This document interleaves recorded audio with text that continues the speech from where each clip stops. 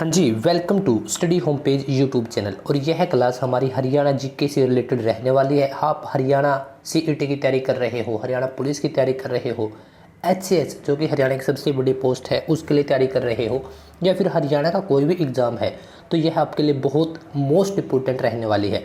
और आज की क्लास में हम करेंगे क्या, हरियाणा के मंडल, हरियाणा में कितने मंडल हैं और कौन सा जिला किस मंडल के अंतर्गत आता है और मंडल किसे कहते हैं। तो आज की क्लास में हम इन सब चीज़ों को बारीकी से देखेंगे। पर आगे बढ़ने से पहले वही दो लाइनें जो हमें हमेशा मोटिवेट करती हैं कि इतिहास तेरे नाम का भी लिखा जाएगा, इतिहास तेरे नाम का भी लिखा जाएगा अगर कुछ समय तू किताबों पर लगाएगा। वास्तव में किताबें लाइफ बदलने वाली होती हैं। Books are changing lifes. तो अगर आप अभी तक किताबों के बुक्स के टच में नहीं है तो मैं आपसे यही रिकमेंड करूँगा, आपको यही बोलूँगा कि आप बुक्स को उठाइए, उसके टच में आइए। तो यह है हमारा प्यारा हरियाणा का मैप। आप देख सकते हैं कि पंचकूला से ऊपर स्टार्ट होता है और फिर पलवल और रेवाड़ी जो हमारे राजस्थान को छूता है, रेवाड़ी, तो वहाँ तक। और मैं इसी वजह से इस मैप को हर दिन हर रोज़ इंक्लूड कर देता हूँ कि ताकि जब हम क्लास करें या आप पीडीएफ फाइल को एक बार इसको एनालाइज करो, तब आपको एक हल्का टच रहे कि सिरसा किस तरफ लगता है, यमुनानगर किस तरफ लगता है, जींद इसके सेंटर में है, तो इस प्रकार से। और वैसे भी आज की जो हमारी क्लास है उसमें तो बहुत ज़्यादा मोस्ट इम्पोर्टेंट है। तो सबसे पहले, और यह है हमारे हरियाणा जो कि भारत के अंदर कहाँ पे लोकेटेड है, देख लीजिए। तो वैसे मैंने कई बार आपको बता भी रखा है। तो चलिए आज के स्टार्ट करते हैं मंडल। तो सबसे पहले मंडल बोला किसे जाता है। देखिए, जो हमारा पूरा हरियाणा है या फिर किसी भी स्टेट की बात कर सकते हैं आप, उसको कुछ इकाइयों में तोड़ा होता है, कुछ टुकड़ों में बांटा होता है। क्यों? सुविधा के लिए, क्योंकि पॉपुलेशन जनसंख्या बहुत ज़्यादा है और जैसे जनसंख्या है तो उसी के हिसाब से स्टेट बना दिए जाते हैं या खंड बना दिए जाते हैं। तो फिर उसी के हिसाब से, ताकि सुविधाएं आराम से पहुंच सके, जो प्रशासनिक कार्य है, जो सभी प्रकार के कार्य है, तो उनको वह सुविधाजनक हो सके, तो इसी वजह से खंड बनाए जाते हैं, इसी वजह से मंडल बनाए जाते हैं, इसी वजह से हर एक चीज़ बनाई जाती है। तो देखिए, जब जब जनसंख्या बढ़ती है तब आपने देखा होगा कि हो सकता है कि आप हरियाणा में या हरियाणा से बाहर भी अगर आप रहते हो सकता है उत्तर प्रदेश से आप हरियाणा की तैयारी कर रहे हो सकता है किसी और स्टेट से, तो आप जहाँ पर रहते हो या रहते थे, हो सकता है कि आप पहले आपकी तहसील या ज़िला एक ही हो, अब कुछ लोगों को अलग कर दिया गया हो। क्यों कर दिया गया है?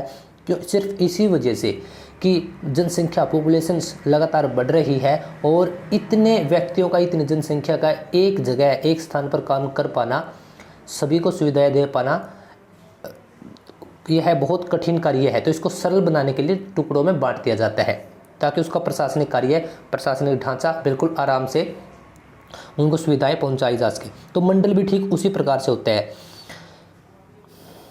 कि कुछ जिलों को, क्योंकि मंडल कहाँ पर होते हैं, जिलों से ऊपर, यानी कि यहाँ पर मंडल होंगे और इसके नीचे जिले आएंगे, कि कुछ जिलों को कार्य की सुविधा के लिए, प्रशासनिक कार्य होता है जो, उसकी सुविधा के लिए एक ग्रुप में बांधना।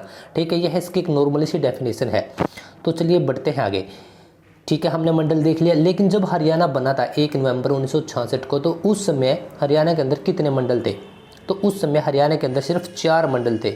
यह फॉर्मूला आप याद कर लीजिए। यह फॉर्मूला हमें बार बार अब तक की जितने भी हमारी क्लासेज हुई हैं उसमें यह फॉर्मूला आया ही है। घर, यह एक नॉर्मली सा फॉर्मूला है। Gurugram, H for Hisar, A for Ambala और R फॉर रोहतक। तो ये 4 मंडल थे उस टाइम पे। और मंडल कहाँ पर होते हैं? यहाँ पे जैसे कि मंडल है तो इसके अंदर, जैसे यह एक मंडल है, यह गुरुग्राम मंडल है, तो इसके अंदर कुछ जिले रखे जाएंगे। जो इन जिलों का प्रशासनिक कार्य होगा वह इसी के अंडर से चलेगा, यानी कि इन जिलों के ऊपर इसका मुख्यालय भी आप बोल सकते हैं कि कहाँ होगा, गुरुग्राम के अंदर होगा। और ठीक इसी प्रकार से कोई और मंडल है, जैसे कि हिसार है, इसके अंदर भी कुछ जिले होंगे। तो 1 नवंबर 1966 को जब हरियाणा बनाया गया था एक अलग राज्य, तो उस समय कितने जिले थे? 7। तो इन 7 जिलों को 4 मंडलों के अंदर रखा गया था। इस बात का आपको बारीकी से ध्यान रखना है। तो लेकिन अब कितने हैं? लेकिन अब कितने हैं वर्तमान में? अब वर्तमान में 2 और बढ़ा दिए गए हैं, KF। के है मतलब कि करनाल और F मतलब फरीदाबाद। और यह 21 फरवरी 2017 को 2 और मंडल जोड़ दिए गए थे। तो अब कितने हो गए टोटल? 6 मतलब 6। और अब बात करते हैं कि कौन से मंडल में कौन कौन से ज़िले आते हैं। मैं आपको साथ में मैप भी दिखाऊंगा। देखिए पहले हम बात करेंगे GHAR घर, KF। तो चलिए हम बात कर लेते हैं। पहले सबसे पहले हम, अगर मैं आपको मैप इसमें इंक्लूड कर रखा है तो सबसे पहले मैं आपको मैप दिखाता हूँ। देखिए जो हमारा सबसे ऊपर मंडल है, सबसे ऊपर का मंडल है हमारा, देखिए ये रहा हमारा प्यारा मैप। देखिए इसमें आप देखोगे कि जो ऊपर के हमारे 4 ज़िले हैं, पंचकुला, अंबाला, यमुनानगर और कुरुक्षेत्र, जो यहाँ तक के 4 ज़िले हैं, इन चारों जिलों का जो प्रशासनिक कार्य है वह इन चारों जिलों को एक मंडल के अधीन रखा गया है। वह कौन सा मंडल है? अंबाला। ठीक है, अंबाला मंडल के अंदर इन चारों जिलों को रखा गया है। अब दूसरे ग्रुप को देखते हैं। अगर अब आप दूसरे ग्रुप को देखते हो तो कैथल, करनाल और पानीपत, जो यह 3 ज़िले हैं, इनको करनाल के नाम पर जो मंडल है उसमें रखा गया है। हमने देख लिए। उसके बाद फिर देखते हैं हम। देखिए जैसे जींद है, जींद, हिसार, सिरसा और फतेहाबाद, जो ये 4 डिस्ट्रिक्ट हैं, इनको हिसार के नाम पे जो मंडल है उसके अंतर्गत रखा गया है। और फिर बात करते हैं भिवानी, चरखी दादरी, रोहतक, झज्जर और सोनीपत। यह हो जाता है आपका रोहतक मंडल। अब तक हमने कितने मंडल पढ़ लिए? 4। कौन कौन से? अंबाला, करनाल, हिसार और रोहतक। तो यहाँ तक हम लोग पढ़ चुके हैं। तो इसके बाद देखते हैं, फिर इसके बाद हमारे पास अब बच जाता है यह एरिया। तो अब गुरुग्राम जो मंडल है उसके अंदर यह 3 डिस्ट्रिक्ट आती है, गुरुग्राम, रेवाड़ी, महेंद्रगढ़। और जो बाकी एक और बच जाता है आपका, उसके अंतर्गत फरीदाबाद के अंदर फरीदाबाद, पलवल और मेवात। इस प्रकार से मैप के अंदर हमने यह समझा। एक बार हम वैसे भी थ्योरेटिकल इसको देख लेते हैं। देखिए गुरुग्राम हमने अभी पढ़ा है, तो हम ऊपर से ही बात करते हैं अंबाला से। अगर हम अंबाला से बात करते हैं तो अंबाला, यमुनानगर, पंचकुला, कुरुक्षेत्र, अभी हमने देखा था इसको। तो वही 4 इसमें ज़िले आएंगे। अब बात करते हैं हम करनाल की। करनाल के अंदर वही 3 ज़िले, कैथल, करनाल, पानीपत, KKP। अब बात करते हैं हम हिसार की। हिसार के अंदर कौन कौन से थे? हिसार के अंदर सिरसा, फतेहाबाद, हिसार और जींद।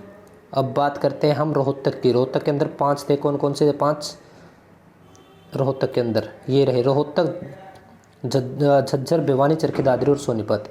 और अब बात कर लेते हैं हम फिर फरीदाबाद की। फरीदाबाद के अंदर 3 ही थे, पलवल, मेवात और फरीदाबाद। और लास्ट में हमारा प्यारा बचता है गुरुग्राम, जिसके अंदर गुरुग्राम, महेंद्रगढ़ और रेवाड़ी, यह 3 ज़िले हैं। तो इस प्रकार से हमारे जो 22 ज़िले हैं वह अब वर्तमान में 6 मंडलों के अंदर बांटे गए हैं। और अब कुछ क्वेश्चन यहाँ से, छोटी सी बिल्कुल सिंपल सी क्लास थी। मैप के थ्रू अगर आप लोग पढ़ते हो, कहीं से भी पढ़ते हो, इस चैनल से मैं नहीं बोलूँगा कि आप स्पेशल इसी पे आइए। अगर अच्छा लगता है तो ज़रूर आइए। अदरवाइज़ आप कहीं से भी पढ़ते हैं, अच्छे तरीके से विद मैप पढ़ते हैं, तो आपके अंदर एक माइंड के अंदर वह सब चीज़ें क्लिक होंगी। जैसे अब आप ट्रैवलिंग कर रहे हैं, मान के चलिए मैं यह मानता हूँ कि आप रोहतक से और आप चंडीगढ़ जा रहे हैं, तो आप रोहतक से पहले आप सोनीपत आओगे, फिर आप करनाल आओगे, फिर कुरुक्षेत्र आओगे, फिर अंबाला। तो आप जब बस में ट्रैवलिंग कर रहे होगे, अगर आपने मैप अच्छे तरीके से कर रखा है तो आपको विद कंसेप्ट यह चीज़ें रहेंगी। और सोनीपत तो रोहतक मंडल के अंदर आता है।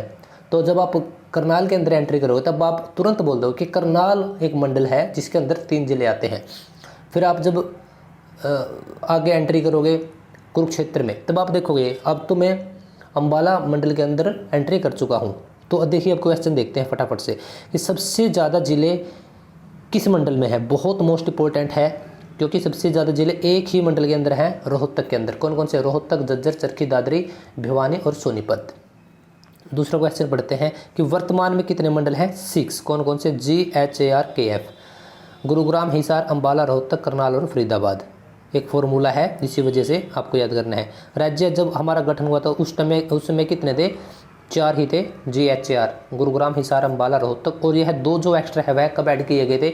21 फरवरी 2017, 2017 इस दिन को यह ऐड किए गए थे। तो एक बिल्कुल छोटी सी क्लास थी, कोई टिपिकल क्लास नहीं थी, और आपको मैप के थ्रू पढ़ाने की मेरी कोशिश रहती है।